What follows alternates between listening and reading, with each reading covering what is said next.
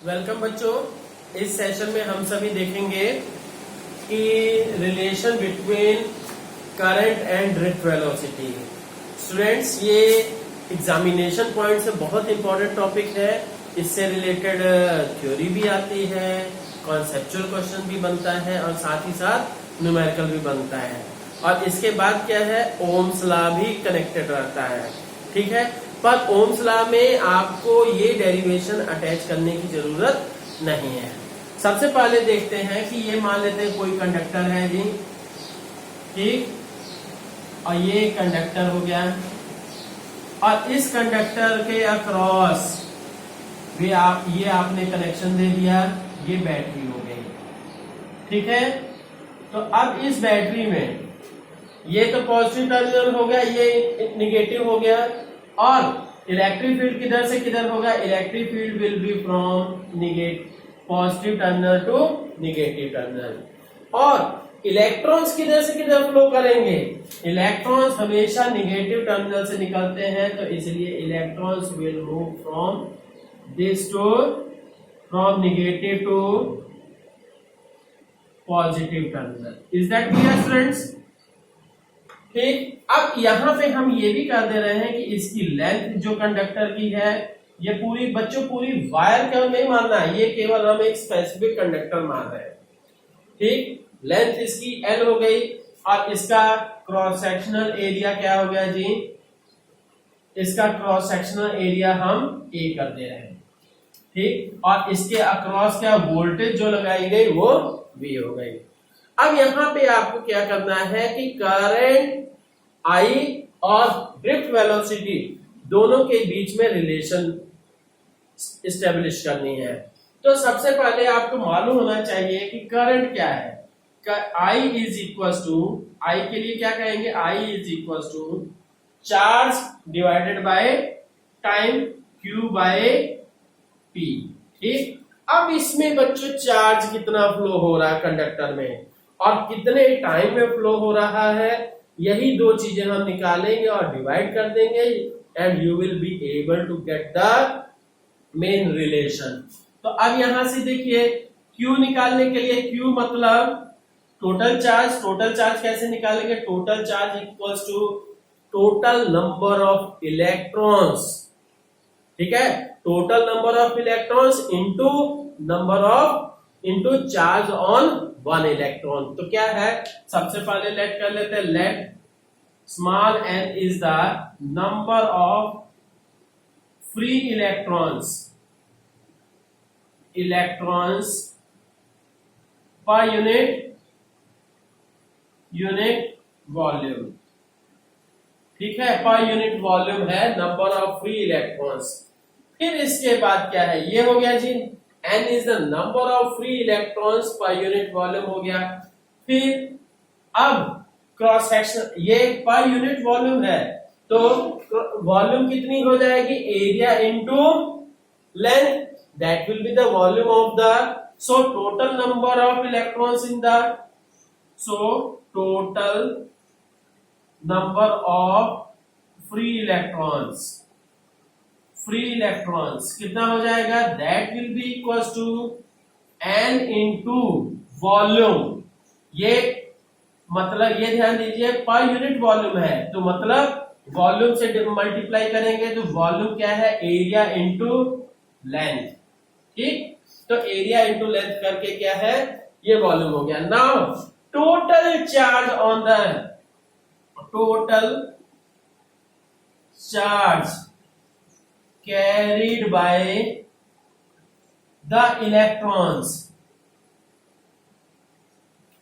total charge carried by the electrons, electron से total charge कितना carry होगा, that will be equals to, ठीक, तो क्या है कि that will be equals to क्या कहेंगे, Q equals to n into A into L, ये तो volume total number of electrons हो गए into charge on one electron.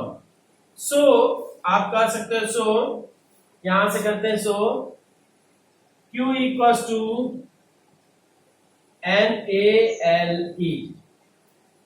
ठीक है, नाली हो गया जी। नाली हो गया टोटल चार्ज। अब ये है यहां पे हमें क्या करना है, टोटल चार्ज तो निकाल दिया, तो टाइम कैसे निकालेंगे, total time P equals to, मतलब चार्जेस को, किसी भी चार्ज को यहां से वहां तक जाने में कितना टाइम लगेगा। ठीक, तो टाइम का मतलब ये कर दीजिए डिस्टेंस अपॉन स्पीड, या वही ड्रिफ्ट वेलोसिटी। ठीक है, डिस्टेंस अपॉन ड्रिफ्ट वेलोसिटी। तो ये क्या हो गया, डिस्टेंस कितनी हो गई, यहां से यहां तक की डिस्टेंस L हो गई, L, और स्पीड कितनी है vd। तो इसलिए I will be equal to, this is the, सुनिए स्टूडेंट्स, अब ये क्या है, this is the equation number 1, this is the equation number 2, this is the 3। तो फर्स्ट, सेकंड और थर्ड को putting second and third into first. ठीक है, सेकंड और थर्ड को फर्स्ट में पुट कर दिया, तो क्या आ गया जी, I equal to NaL, L with E, मतलब नाली divided by L by Vd। तो ये क्या हो गया, NaEVd। ठीक है, NaEVd। तो बच्चों अब ये है फॉर्मूला, तो ये आ गया, पर इसको याद करने के लिए थोड़ा सा झंझट पड़ेगा, तो सीधा सा मैं जो करता हूं, n, इसका ऑर्डर NeVda। ठीक, मतलब ये दिस यू कैन से निविदा। ठीक, निविदा हो गया बढ़िया से, I इक्वल टू निविदा NeVda। ठीक है, तो ये याद रखिए, और ये आपको बहुत ही जरूरी पड़ेगा हर एक, मतलब न्यूमेरिकल वगैरह में, करंट इलेक्ट्रिसिटी से रिलेटेड हर कहीं जरूरत पड़ेगी। ठीक, now students let us see a numerical related to the topic. A copper wire has a resistance of 10 ohm. Resistance copper wire का कितना हो गया जी, 10 ओम है रेजिस्टेंस। हम बात कर रहे हैं जी R इक्वल्स टू 10 ओम। ठीक, and cross area of cross section is 1 millimetre square. Area of cross section is 1 millimetre square. Potential difference कितना है, V equals to 10 volt. Calculate the drift speed of the electrons, मतलब Vd की value आपको निकालनी है। If the number of electrons per cubic metre in copper is, अगर ये n की वैल्यू दे दी है 8 into 10 to the power 28 electrons. ठीक, पर क्यूबिक मीटर, ये भी ध्यान रखिएगा, पर क्यूबिक मीटर। ठीक, तो अब ये है कि यहां से आपको ड्रिफ्ट वेलोसिटी निकालनी है। बच्चों अब ये आपको सिंपल सा फॉर्मूला अभी डिराइव किए हैं, क्या कि I इक्वल्स टू निविदा, I equals to NeVda। I equals to निविदा याद है, याद रहना चाहिए। ठीक, अब क्योंकि आपको by ohm's law V equals to I into R होता है, तो इसलिए I equals to V by R हो जाएगा। तो अब क्या है, so V by R will be equals to NeVda। ठीक, तो अब यहां पे n की वैल्यू, सॉरी, हमें Vd की वैल्यू निकालनी है। कैसे निकालेंगे जी, Vd equals to V by R into NeA। ठीक है, तो अब क्या है, सारी वैल्यूज यहां पुट करिए। क्या है, एक चीज ध्यान रखना है, क्योंकि सब SI सिस्टम में रखना चाहिए, तो इसलिए 1 मिलीमीटर स्क्वायर को भी SI सिस्टम में रखना है। मतलब यू नो वेरी वेल 1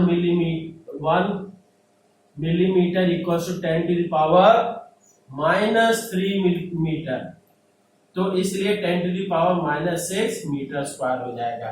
तो इसलिए क्या है, V की वैल्यू V की वैल्यू 10 डिवाइडेड बाय R की वैल्यू 10, N की value 8 into 10 to the power 8 into 10 to the power 28 और फिर E की वैल्यू आपको पता होनी चाहिए 1.6 इंटू 10 टू द पावर -19 और फिर A की वैल्यू 10 टू द पावर -6। ठीक बच्चों, ये है, ये सारी वैल्यूज आप निकालिएगा, then you will get the answer VD will be equal to 0.078 क्या है, मिलीमीटर पर सेकेंड।